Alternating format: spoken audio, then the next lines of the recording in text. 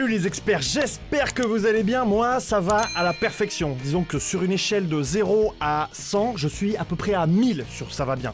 Et vous avez remarqué, très léger changement de décor, bon déjà parce que je trouvais ça plus convivial, et puis tout simplement parce que je teste un nouveau format, un peu plus sur l'improvisation, un peu moins scripté comme vous avez l'habitude de le voir sur la chaîne. Et aujourd'hui, si vous avez lu le titre de cette vidéo, vous savez que je vais vous parler du ROG Zephyrus G14 de chez Asus. C'est pour ça que je suis content. Pour commencer, ROG, ça veut tout simplement dire Republic of Gamer. C'est tout simplement la branche gaming de chez Asus. Bon alors ils ont évidemment des PC portables comme celui que je vais vous montrer dans quelques instants. Ils ont également des tours, des PC de bureau. Mais ROG c'est aussi tout un tas de matériel, d'accessoires. Et maintenant ils font aussi des téléphones portables. Mais quand je dis téléphone portable, je veux bien sûr parler des téléphones portables parmi les plus puissants de l'univers. Et il se trouve que Asus vient de me faire parvenir ce bijou de technologie qu'est le Zephyrus G14. Alors non seulement pour que je puisse faire un petit peu de gaming, ça c'est sympa de leur part, mais surtout pour que je vous fasse de jolies vidéos sur la chaîne. En fait, je vais faire du montage avec. Alors en plus, il s'avère que j'ai un ROG également de l'ancienne génération. Donc ça c'est plutôt sympa parce que je vais pouvoir faire un petit comparatif des deux. Alors évidemment, celui-là sera plus puissant, mais je veux dire, je vais pouvoir vous montrer la différence d'une génération à l'autre. Bon, ça ce sera pour plus tard. Maintenant, je voudrais bien ouvrir la baguette. Bah oui, parce que ça fait quelques jours que je l'ai maintenant, et en fait, je peux pas m'en servir tant que je l'ai pas ouvert avec vous. Donc voilà, j'attendais vraiment avec impatience de faire cette vidéo, en fait, pour pouvoir m'en servir. Alors, je vais faire un peu de place. Hop. And now, ladies and gentlemen, je vous présente... Si j'y arrive... le Zephyrus G14. Vous avez vu, il y a même un système pour le lever quand on l'ouvre, je sais pas si vous voyez. Ça, c'est les manuels. In search for incredible. Le bloc secteur qui est ultra fin.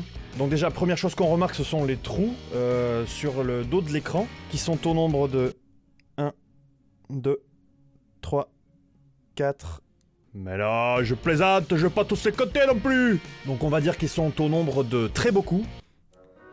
6536. Ah oui, mais j'étais confiné, et puis une chose en emmenant une autre, j'ai tout compté. Bon, mais tous ces trous là, qui sont sur les côtés, derrière, etc., comme vous pouvez le voir, ils sont pas là par hasard, ils ont quand même une fonction. Ils servent par exemple à aérer les composants à l'intérieur, mais également, c'est peut-être un détail pour vous, mais alléger. J'en reviens pas de la légèreté de cet ordinateur, surtout quand on sait la puissance qu'il développe, mais ça on y viendra plus tard. Mais léger, ça ne veut pas dire qu'il n'est pas robuste, parce que grâce à cet agencement là, juste ici, il garde en robustesse. Il est puissant à l'extérieur, mais aussi à l'intérieur. Bon, je vais l'ouvrir, hop. Voilà, c'est la première fois que je l'ouvre. Déjà l'écran, s'il vous plaît. Ça c'est l'ancien, ça c'est le nouveau. Et vous voyez que l'écran est légèrement plus petit. Mais curieusement, il a l'air plus grand. Suis-je fou? Le repose-poignet juste ici, résistant aux empreintes, en magnésium et aluminium.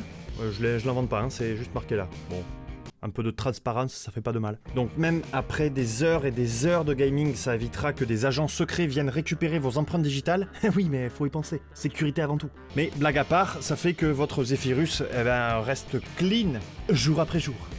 Au niveau du design toujours, au niveau du design, toujours, vous constatez que l'écran est super fin. Ensuite, le clavier. Qu'est-ce qu'on voit ici? Des petits boutons de raccourci. Alors, le bouton pour baisser et monter le volume, ça c'est comme vous et moi, hein, tout le monde l'a à peu près. C'est faux, c'est trop bien de l'avoir ajouté en haut. Je veux dire, c'est quand même la base, quoi, le volume. Et qu'est-ce qu'on a à côté? Un bouton pour couper le micro, c'est-à-dire que là, si je veux, je peux appuyer ici.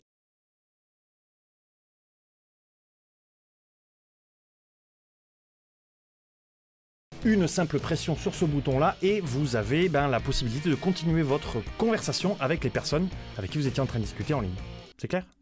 Et enfin, dernier bouton ici, c'est un raccourci pour accéder à ce menu bien connu des gamers qui vous donne, vous pouvez le constater, quelques informations sur votre ordinateur, sur ses performances, etc., etc. Pour en terminer avec ce clavier qui a l'air très agréable à utiliser. Ici, le raccourci pour le boost de ventilo. Ça, c'est pour rafraîchir tout l'intérieur de votre PC quand vous utilisez un jeu qui vous prend beaucoup de ressources. Et de la ressource, le petit Zephyrus G14, il en a. Oui, alors je dis petit, mais quand on développe autant de puissance dans un châssis à 14 pouces et qu'on pèse que 1700 grammes, je vous assure qu'il est vraiment très léger. Bah c'est trop tentant, mais j'ai dit petit comme j'aurais pu dire le soleil est petit par rapport à Aldébaran. Voilà. Bon, c'est des soleils, hein, donc en termes de puissance, on n'a jamais fait mieux. Hein. En termes de configuration, il est doté d'un processeur AMD Ryzen 4000 Series, couplé à une carte graphique Nvidia RTX 2060 Max-Q.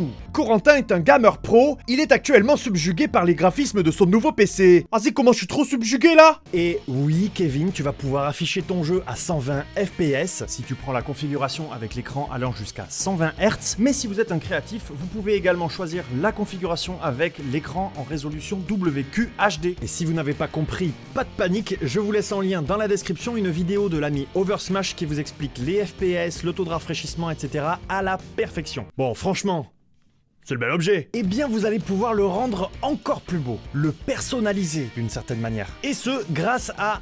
vous vous souvenez des 6536 perforations là? Eh bien, elles abritent en réalité 1215 mini-LED qui permettent d'afficher une interface optionnelle qui s'appelle Anim Matrix et qui vous permet d'afficher des animations à l'arrière de votre écran. Bon, c'est pas que ça a une utilité particulière, mais c'est vrai que bon, bah, si par exemple vous êtes DJ, c'est quand même plus sympa d'avoir une interface que vous pouvez personnaliser plutôt que d'avoir n'importe quel autre logo lumineux. Alors voilà pour les aspects techniques du ROG Zephyrus G14, ça fait quand même beaucoup d'informations à digérer, non? Vous trouvez pas? Alors ce que je vous propose, c'est qu'on s'arrête ici.